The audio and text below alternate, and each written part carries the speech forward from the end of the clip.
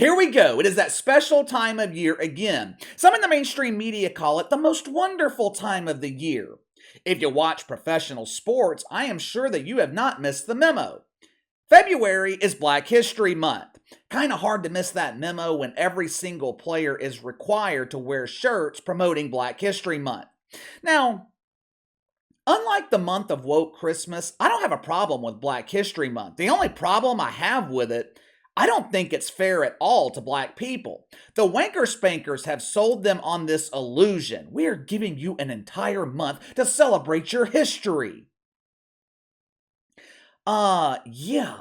You gave them the shortest month of the year, and we should be allowed to celebrate our history every month. Notice I said our history, because Black history is American history. It should be celebrated every month, not just the month of February.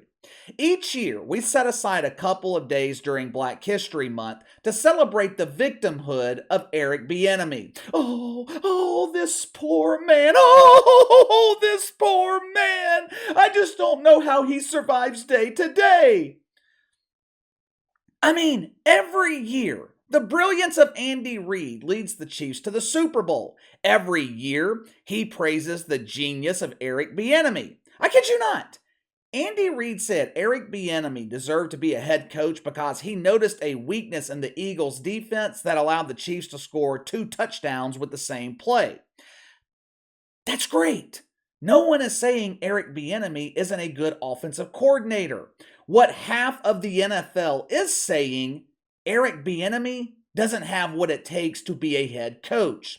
What half the NFL is saying, Eric Bieniemy doesn't have the ability to lead 53 men. There is a monumental difference in being a great offensive coordinator and being a great head coach. For the last 3 or 4 years, it seems like Andy Reid and the Chiefs have been begging any team in the NFL to take Eric Bieniemy away from him.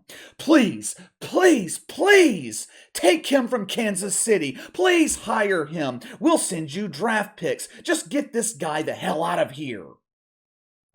Most NFL teams and head coaches, they're trying to keep their good coordinators. That doesn't mean they won't give them a glowing recommendation, but it also doesn't mean they want them to leave. When it comes to Eric Bieniemy, the Chiefs are offering their private jet to fly him to every job opening in the NFL. Every year, the Chiefs, they also receive an assist from the shitfucks in the mainstream media. The media has turned Eric Bieniemy into the ultimate black victim. This is so unfair. This victim has won 2 Super Bowls and still can't get a head coaching job. This is proof that the NFL is filled with mythical racism.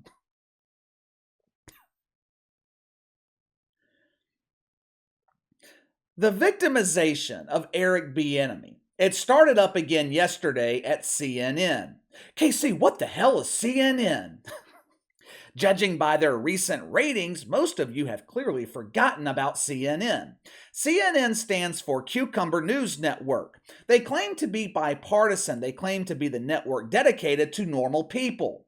But as you're about to see in this clip, CNN is still catering to men who want to squeeze Don's lemons. Jake the Bongo Tapper hosts a show that no one watches. Yesterday, he invited Bobby Costas on the show to explain why Eric Bieniemy continues being overlooked for head coaching positions. Bob Costas, he used to be an actual broadcaster, journalist. He used to look at things objectively. But after hundreds of hours of the bongo with America's favorite Fauci, Bob Costas has been diagnosed with a severe case of MRA, mythical racism anemia. This disease affects white people who buy into the fantasy of mythical racism. The Bongo Tapper leads off the segment with a serious, important question for Bob Costas. Barbara, I don't understand. The Arizona Cardinals hired Jonathan Gannon instead of Eric Bieniemy. Please, help it make sense to me. Why would they choose an evil white man over the poor innocent victim? Listen to the brilliant answer given by Bobby Costas. I mean, seriously, this answer explains everything. Roll the film. Would Eric Bieniemy be a head coach today if he were white? I think you'd have to conclude that is likely, but I want to stipulate by saying that not every individual situation necessarily personifies a larger truth. But Eric Bieniemy, having said that, Eric Bieniemy has interviewed 15 times with 14 different teams, the Jets twice, over the last few years for a head coaching spot. Now, all 32 positions have been filled. There are 4 black head coaches in the National Football League and 2, Robert Saleh with the Jets and Ron Rivera in Washington, who are minority coaches. 4 black head coaches. In 2018, the season began with 7. So instead of continued progress, it seems like there's a lurch forward and then a fall back in this ongoing effort to reach some kind of fairness. Is it any wonder why CNN's not drawing ratings? If I wanted to hear an answer like that, I could watch MSNBC or ESPN. At least they would be more entertaining with their delivery. You just heard Bob Costas. Eric Bieniemy has been interviewed by 15 teams. Damn near half the fucking league has met with this guy. And you mean to tell me not one person in the mainstream media has stopped to think that maybe, just maybe, Eric Bieniemy is not cut out to be an NFL head coach? Maybe he doesn't have the leadership skills to lead 53 men. You saw in the clip, Patrick Mahomes throwing all kinds of praise on Eric Bieniemy. For 3 or 4 years now, the mainstream media has hyped Eric Bieniemy up as the greatest offensive coordinator in the history of the NFL. Name one offensive coordinator that receives more praise, more attention from the media than Eric Bieniemy. Name one. Pete Carmichael has been the offensive coordinator in New Orleans since 2009. 2 years ago, the vast majority of Saints fans, they'd never heard of him. They didn't know who the fuck he was. Pete Carmichael has won a Super Bowl, multiple appearances in the NFC Championship game. He was partially responsible for some of the highest scoring offenses the NFL's ever seen. You know how many head coaching opportunities Pete Carmichael has interviewed for? None. How come the media is not outraged about his lack of opportunity? 15 years as a coordinator, 0 head coaching opportunities. Where's all the outrage from the media? We all know the answer. Number 1, Pete Carmichael identifies as the wrong color of the rainbow. But more importantly, everyone knows Sean Payton was responsible for those offenses. Drew Brees was responsible for those offenses. Similar situation in Kansas City where Andy Reid and Patrick Mahomes are doing the bulk of the work. But in this case, the media gives all the credit to Eric Bieniemy. Hell, Patrick Mahomes and Andy Reid give the credit to Eric Bieniemy. So with all of this media hype, with all of this credit, how come Eric Bieniemy continues being overlooked? 15 NFL teams cannot be wrong. If he was so valuable to Kansas City, how come they only signed him to a 1-year deal last offseason? According to LaShawn McCoy, there is a reason NFL teams are refusing to hire Eric Bieniemy, and it has absolutely nothing to do with race. Last summer, LaShawn McCoy was being interviewed on SiriusXM. They asked him why Eric Bieniemy can't get a job in the NFL. You know what he said?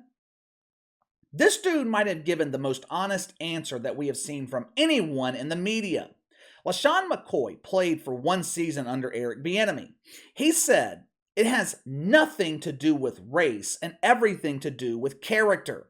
He talks to players in a degrading way. No NFL team will hire him because they know who he really is. Before LaShawn McCoy could push that point further, they suddenly had to cut to commercial break. Now, this was on satellite radio. Howard Stern will go 60, sometimes 90 minutes without cutting to commercial break. LaShawn McCoy doesn't go with the preferred narrative. They cut him off immediately. Which leads us to our next contestant in the woke beauty pageant. This contestant is one of our favorite contenders here on the channel. He has pounded more bongos than a drum major in an all-percussion band. He was given a lifetime supply of Preparation H. He's the owner of Club Shay Shay, a club known for its dongs and man and thongs. The one, the only, Shannon Sharpe. Oh, Shay Shay. When it comes to coaching in the NFL, I hold Shannon Sharpe to a different standard because he should know better. When I see articles from Star Trek virgins like Mike Freeman, hello, I'm Mike Freeman, meet my husband R2-D2. When I see articles from Mike Freeman at USA Today saying Eric Bieniemy was screwed over again, I expect it. The only balls Mike Freeman picks up are located in his pants. The only NFL circles he belongs to are the community circle jerks on Twitter. I mean, Mike Freeman, this dude is a fucking dork. Shannon Sharpe, though, he has been around the NFL for decades. He's a Hall of Famer. He knows the process that teams go through when they're hiring a head coach. Matter of fact, he explained part of that process yesterday morning on Undisputedly Woke. But he pretends to be fake outraged. Now, Shannon Sharpe, he didn't come out and say Eric Bieniemy was passed over because of mythical racism, but the insinuation was there. Watch it for yourself. Hell, the GMs and the owners don't want to hire him. It's really that simple, Skip, because they keep moving the goalposts. Well, we need somebody with NFL experience. And then you go hire a head coach from college. Well, we need somebody to call plays. Skip, I want you to tell me who called plays. Zach Taylor, did he call plays? Matt LaFleur, did he call plays? No. What about Joe Judge? Kevin Stefanski, Nick Sirianni, Dan Campbell, Kevin O'Connell, Nathaniel Hackett. I think Nathaniel did call him for Jacksonville. Jackson. Go ahead. Yeah. Okay, yeah, take him off. He did. Not in Green Bay. Not in Green Bay. Yeah. Hold on. Matt, okay, here's the offensive coordinators under Andy Reid that did not call plays, they got jobs. Matt Nagy. That's a good one. Doug Peterson. That's a better one. Brad Childress. All of them got head coaching jobs without calling plays. A lot of jobs, and I read this stat, like 80% of the jobs are filled without being posted. Hey, Skip, you know anybody, Skip, that got this job opening? You know anybody, Skip? Yeah. Yeah, you know, as a matter of fact, Ernestine got a brother. Ernestine's best friend, husband, is looking for a job. You see how they do that, Skip? That's how they do it. Hey, Jerry, you know anybody? It's always who you know. Yes! Yep. You know what? I interviewed a guy about 6 months ago. Yep. He wasn't right for me, but he'd be perfect for you. Okay, so you heard him complain about NFL teams moving the goalpost, moving the requirements.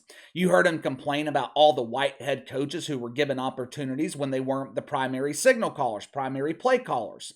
Now, of course, Shay Sharpe, he failed to include David Culley in the conversation. David Culley wasn't the offensive play caller when he was hired by the Texans, but that doesn't fit the narrative.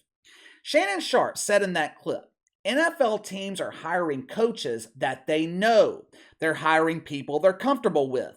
I believe the number he gave was 80% of coaching positions are filled before interviews even take place. And look, this is not something that is specific to the NFL. This same thing happens in all businesses. You know how Stephen A. Smith got the job on Woke Take? Skip Bayless demanded it. Of course, you'll never hear that in the media. White man helping out the black man doesn't fit the narrative. But according to Shannon Sharpe, NFL teams are hiring coaches that they know. 15 NFL teams have gotten to know Eric Bieniemy. 15 NFL teams have determined, we don't want him. At some point, you have to look in the mirror. At some point, the argument of mythical racism is no longer relevant. Let's just be honest here. Eric Bieniemy doesn't have what it takes to be an NFL head coach. It doesn't make him a bad guy. It doesn't make him a bad coordinator. It makes him unqualified. There's nothing wrong with that. 99% of the country is not qualified to be a head coach in the NFL. If we had an honest media, they would be telling you the same thing, but we don't have an honest media. We have an agenda-driven media. Anytime a minority is passed over for a position, it's always about their race. They're always the victim. And the thing is, that narrative does not do minority candidates any favors. It creates this culture of false victimhood. You know how many leaders emerge from that culture? None. But give me your thoughts. Eric Bieniemy once again passed over for a head coaching position. According to the media, it's mythical racism. You just heard my reasoning. Give me yours. Sound off in the comments below. Make sure to like and subscribe. Click the notification bell to receive all notifications from the channel. Best way to contact me is by email at btlkc84@gmail.com, KC_BTL84 on Twitter. I'll see you guys later.